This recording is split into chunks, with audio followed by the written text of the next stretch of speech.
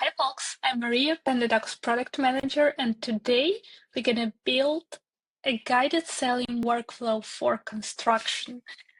This is going to be a pretty sophisticated workflow detailing an entire construction project. And we'll start with organizing your catalog. I did a little demo catalog here. And like every construction project, it starts with prep work. So it's possible to have demolition, waste removal, site preparation for an area. And then you have a couple of materials. And for each material, you have a couple of variations. For example, you can have standard and premium mix. And each item is actually two things, supply and installation. Those are going to be separate products in our catalog. We also have a couple of bundles for the products frequently bought together. And I also have an interesting column here that specifies compatibility of items. In this particular case, I'm using it for upsells. So for each item, a sales rep is going to select in my guided selling workflow. I'm going to show a couple of suggestions. So I structured this for upsells. And I also have a standard category for catalog organization. And I have added a second category, a second custom column to my catalog called My Category. And each item is either labor or materials. I have created this column beforehand to make quote organization easier. It will come handy shortly. So I have started with uploading this exact table, the CSV file, in a PandaDoc, and I already have all of these products in my catalog. Now, let's start with our guided selling form. And in this, I'm going to demonstrate all of the types of product fields and product filters we have in our guided selling form. So I start with the first product field. You see that we have two options, pre-selected and dynamic products. We will start with a pre-selected one. This is a simple selection. You, as an admin, preset what your sales rep can choose. They can only choose one or several products, and each product can only be chosen once. So I'm going to use this simple pre-selected preset field to have a sales rep choose one of the pre-configured bundles. So I'm going to name this field bundles.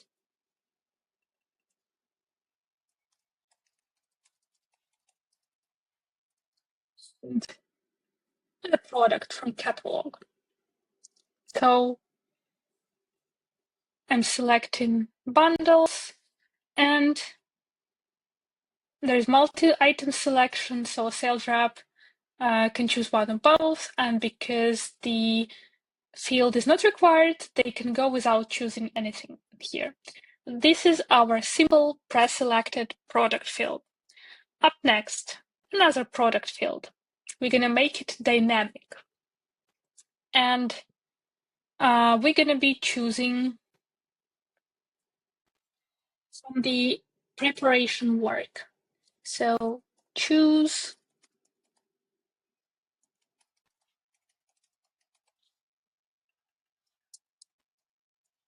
as an admin, I decide to make this field required because you cannot start a project without preparation. And I'm choosing a filter. This is the way to present my catalog, a portion of my catalog. So I'm going to be using a default filter. This allows you as an admin to preset something, but not the selection of the product itself, but a criterion. For example, in this case, I'm going to be showing all of the products from a category preparation. So I'm copying my category name.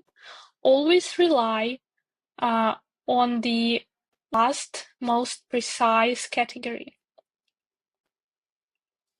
So I'm going to be relying on category name preparation. And this is my prep work field with a default filter. Now, another product filter. This is going to be our main scope of work. For this product field, I'm going to be using another filter, a new field filter. And I choose a new field. I'm going to be setting the values for my sales rep to choose from. So here I'm opting for a dropdown. I'm going to fill it in with all of my possible dropdown values manually, like this. Concrete, lumber. So I have 7 possible values to choose from. They all come from the category. So after I have set up this dropdown and saved it, I can make it non-required to allow a sales rep to zero in the values. I drag it before my product field and can select it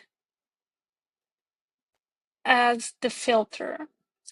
And again, we're going to be relying on the category name. So I'm typing up category name.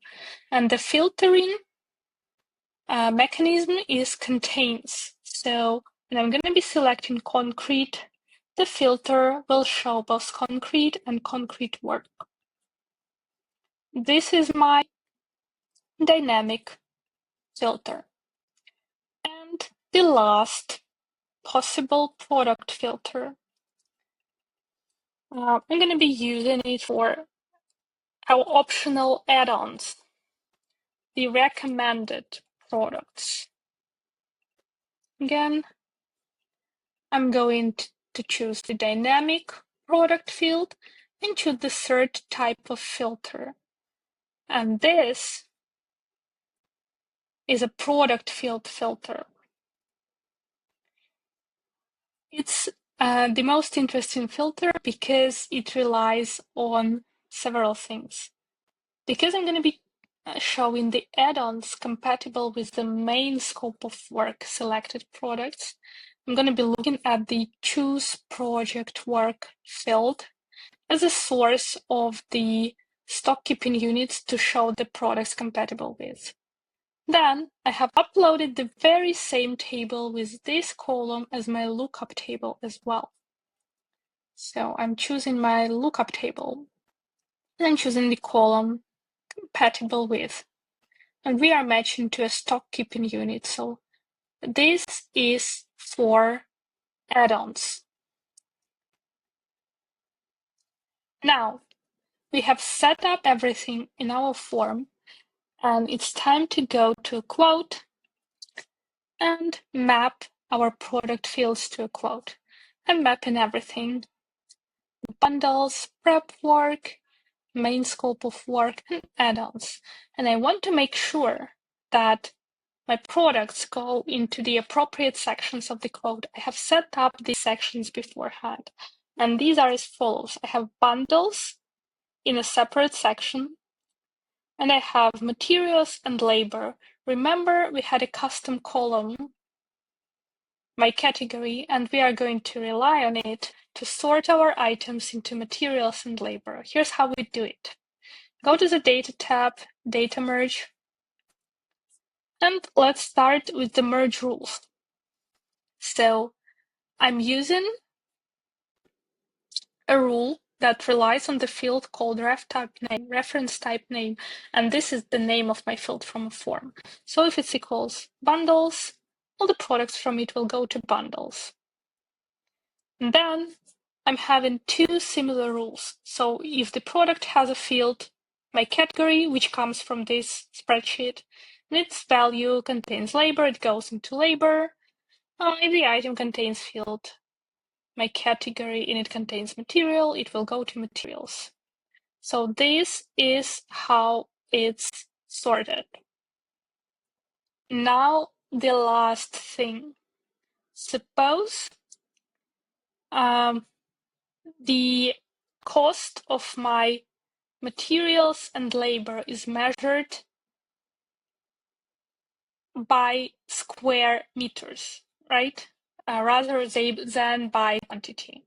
And I want to pass the square meters or square feet of my construction work for each main item right from the form. So here's what I'm going to do.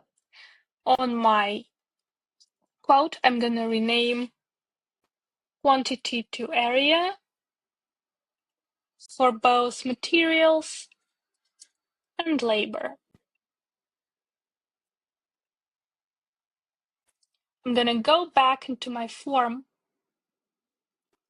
and go into my choose project work main question. And I have this menu option here named setup product details.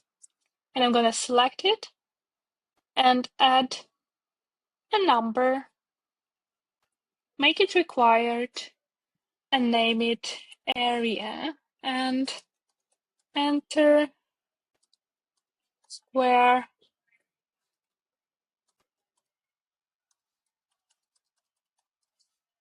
area. So your sales rep will be required to enter area for each item on the main scope of work. Right. And now that our products will have this property called area we have set up in the form, we can map it out to the area column in the quote. I'll go into materials and labor and manually override the quantity to area. So we have done a lot. Let's hope it works out, and let's see how this workflow is configured. So I'm selecting the bundle first, and I'm choosing preparation work. I can choose several items. Anything from this second question. I have 4 products added. Now it's time to choose my main scope of work. So I'm choosing concrete, and I can select the premium mix, and I immediately have to set it up, the premium mix from, I don't know, 300 square feet. And you see that add-ons that are compatible with it are shown as a suggestion, right? Then I can choose carpentry. So it's finished carpentry. Again, setting it up, 400. And because I have added 2 products here, the number of add-ons changed here. Okay. Now choosing roofing installation. Okay, for demonstration purposes, it doesn't have to make sense. So, and I see add-ons for roofing here added as well. Roofing supply, premium shingles. So I can do a pretty sophisticated configuration this way. And when I press next, everything gets into a quote with the corresponding area and with a corresponding section. And if I'll press next, my quote goes into the document that I can send out further. I hope this was helpful and will help you set up your own guided selling flows for your business.